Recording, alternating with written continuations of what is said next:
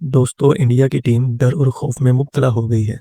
उस्मान तारिक को लेकर सुनील गावस्कर ने अपनी टीम को बड़ा अलर्ट जारी कर दिया है। इंडियन एक्सपर्ट का मानना है कि उस्मान तारिक का बॉलिंग एक्शन बहुत उलझा देने वाला है, जिसको समझना हर किसी के लिए नामुमकिन सा है। जैसे ही वो बॉल फेंकने के लिए रुकते हैं तो बैट्समैन का दिमाग गुमराह कर देते हैं। में मौजूद हैं विक्रांत हमारे साथ। Vikrant, over to you. बहुत शुक्रिया आपका राजीव। और जैसे आपने कहा, ये मैच टीम अंदर प्रैक्टिस कर रही है। इंडिया की टीम अब से करीबन 2 घंटे बाद लैंड होगी कोलंबो में और उनके पास कल सिर्फ एक प्रैक्टिस सेशन होगा। लेकिन पाकिस्तान चूंकि श्रीलंका में खेल रहा है, पाकिस्तान चूंकि इस वक्त प्रैक्टिस भी कर रहा है, तो मैं उनकी प्रैक्टिस देख कर आया हूं। तो मैं सिर्फ इतना आपको बताना चाहता हूं कि इस वक्त मैंने अरसे से, पिछले कई साल से इस पाकिस्तान टीम को कवर किया है, लेकिन कई साल बाद मुझे इस पाकिस्तानी टीम की वो बॉडी लैंग्वेज थोड़ी पॉजिटिव दिखती है। तो सुनील गावस्कर हमारे साथ रहेंगे, मेरे दोस्त, मेरे सहयोगी निखिल नाज भी रहेंगे, क्योंकि बड़ी खबर ये भी है, ये भारत की टीम मस्ट विन मुकाबला है, मस्ट विन एज इट। अब ये साख की लड़ाई है। लेकिन दोस्तों, बैड न्यूज़ थोड़ी सी ये है कि यहाँ पर जो वेदर डिपार्टमेंट है श्रीलंका का, उसने ये कहा है कि मैच के दिन हैवी रेन फोरकास्ट है।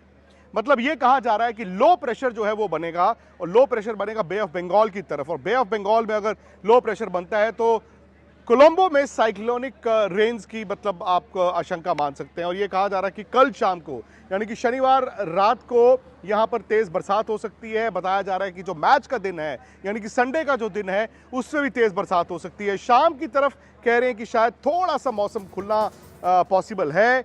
शाम को 7 बजे वो मैच खेला जाना है, और रूल्स के मुताबिक रिजर्व डे नहीं है। रूल्स के मुताबिक जो लीग का मुकाबला है, कम से कम 5 ओवर का होना चाहिए, और दोनों में से कोई टीम नहीं चाहेगी, सनी भाई, कि मैच 5 या 6 या 8 या 10 ओवर का हो। क्योंकि जब आप 20-20 ओवर का खेलते हो, दोनों टीमें आमने सामने होती है, तो कांटे की टक्कर होती है। और 5-6 ओवर का मुकाबला तो कोई भी नहीं चाहेगा अगर बरसात होती रही। जी बिल्कुल, बिल्कुल सही कहा आपने। कोई भी नहीं चाहता कि सनी वो। भाई, अगर आप मुझे सुन पा रहे हैं। जी जी हाँ, मैं सुन पा रहा हूँ।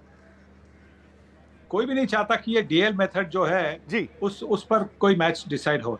पूरे 40 ओवर का मैच होना चाहिए, और 40 ओवर के मैच में अगर कोई भी इंटरप्शन हो तो 5-1 मिनट के लिए, जिससे मतलब ओवर्स कम नहीं होते, वैसा होना चाहिए। और क्योंकि देखिए, ये T20 फॉर्मेट एक है। आज भी हमने देखा कि ऑस्ट्रेलिया को जिम्बाब्वे ने हरा दिया। तो मतलब सरप्राइजेस तो होते रहते हैं इस फॉर्मेट में, और इसी की वजह से तो ये T20 का फॉर्मेट इतना दिलचस्प है, इतना एंटरटेनिंग है, इतना एक्साइटिंग है। जी।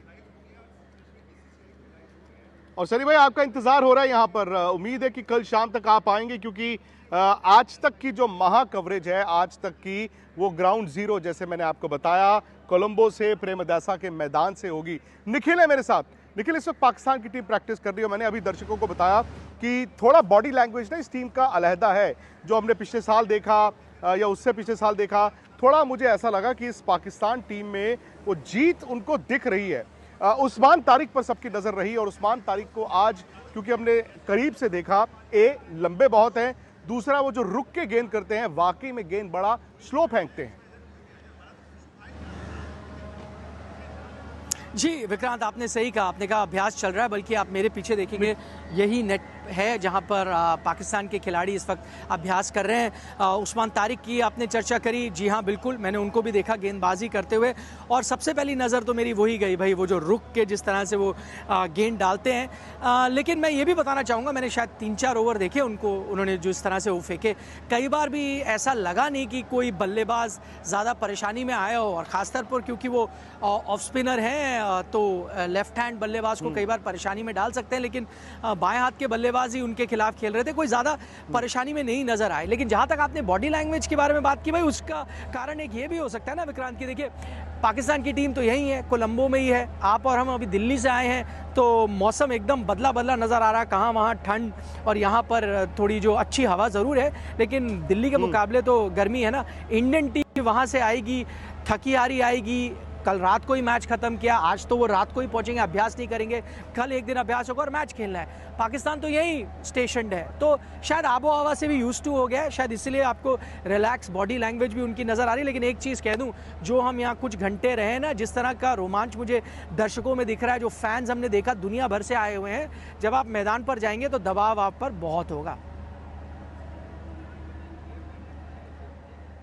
सही कहा आपने निखिल। और वाकई में कोलंबो में इस वक्त कहते हैं ना द हीट इज ऑन, मतलब गर्मी तो चलिए ठीक है, हालांकि फरवरी का महीना यहाँ पर मौसम थोड़ा बेहतर होता है, लेकिन मैदान में इस वक्त पाकिस्तान की टीम प्रैक्टिस कर रही है। इंडिया रात को आएगी और इंडिया की प्रैक्टिस सेशन जो है वो कल शाम को है। लेकिन ये हकीकत है कि इंडिया इस वर्ल्ड कप में फेवरेट बनकर आया।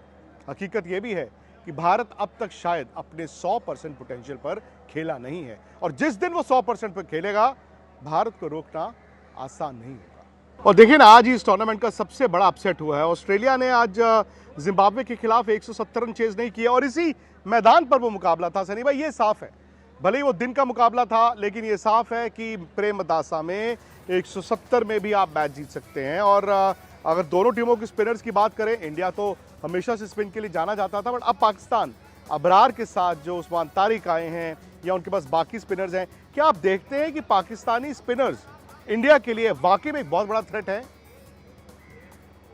जी, एक सबसे बड़ी बात यह है कि ये जो ग्राउंड है उसकी बाउंड्रीज काफी लंबी है। अब ऑस्ट्रेलिया कहाँ पे कौन से पिच पर एक स्क्वायर बनता है, तो जी। स्क्वायर में कौन से, या तो नंबर 1 के पिच, नंबर 2 के पिच, नंबर 3 के पिच, ऐसे होते। अगर इस मैच के लिए सेंटर की पिच अगर मिलेगी तो इसका मतलब है कि दोनों साइड की बाउंड्रीज एक समान होगी। मतलब जो मेजरमेंट डिस्टेंस होगा वो एक जैसा होगा। फिर जी जिस तरह से हवा बह रही है उसके बारे में भी सोचना होगा कि उस तरफ से आप 19वीं ओवर डालेंगे या 20वीं ओवर डालेंगे। पर आपने बात सही कही है कि जो स्पिनर्स है उनके खिलाफ, अबरार के खिलाफ तो भारतीय टीम ने पहले मैचेस खेले, तो वहां पे इतनी ज्यादा तकलीफ नहीं हुए। एक उस्मान तारिक है जो नए हैं, और अभी निखिल से भी सुना कि जो पाकिस्तानी बल्लेबाज खेल रहे थे उनको कोई परेशानी दिखाई नहीं दी। मुझे भी नहीं लगता कि ज्यादा परेशानी होगी। अगर गेंद घूमने वाली है तो परेशानी किसी को भी हो सकती है। तो और मैं ये भी चाहूंगा कि अगर पिच स्पिन ले रही है तो मैं ये भी चाहूंगा कि भारतीय टीम हार्दिक पांड्या और बुमराह से ओपन करे और वॉशिंगटन सुंदर को टीम में ले, क्योंकि वॉशिंगटन सुंदर स्पिन कर सकते हैं। वॉशिंगटन सुंदर बाएं हाथ के बल्लेबाज भी है, नंबर 8 पर आके रन भी बना सकते हैं। तो मैं ये चाहूंगा कि वो थोड़ा सा देखकर, मतलब पिच देखकर, आजमाकर, कंडीशन आजमाकर आप 11 होने चाहिए। सो सनी भाई का ये सुझाव है कि अगर यहाँ पर इंडिया को लगे कि स्पिन फ्रेंडली, और है भी, लेकिन आप आकर देखना चाहते हैं, अर्शदीप की जगह एक और स्पिनर वॉशिंगटन सुंदर जो कि बैटिंग भी करते हैं, और इससे कहीं ना कहीं इंडिया की बैटिंग 9 नंबर तक हो जाएगी। और जब भी इंडिया और पाकिस्तान का मुकाबला होगा ना दोस्तों, एक चीज़ का ध्यान रखना, आज की तारीख में पाकिस्तान शायद अपनी बैटिंग से नहीं मैच जीत सकता। अगर वो मैच जीतेगा तो वो सिर्फ अपनी गेंदबाजी से। इसका मतलब ये कि भारत की बल्लेबाजी अगर एक खराब दिन होता है, और उस खराब दिन का अश्योरेंस जो सनी भाई ने कहा है वो ये कि आप सुंदर को खिलाएं, 9 नंबर तक आपकी बैटिंग हो गई और आपको एक तीसरा स्पेशलिस्ट स्पिनर भी मिलता है। प्रेमदासा मैदान से फिलहाल इतना ही दोस्तों, लेकिन मैं आपको बता दूं कि कल जो प्रीव्यू शो होगा मेरे साथ निखिल भी होंगे और बड़ा शो होगा। मौसम भी पता चलेगा वाकई क्या बरसात हो रही है कि नहीं। क्या आपको लगता है कि उस्मान तारिक संडे वाले मैच में इंडिया की विकेटें उड़ाएगा? कमेंट सेक्शन में ज़रूर अपनी राय बताएं। शुक्रिया।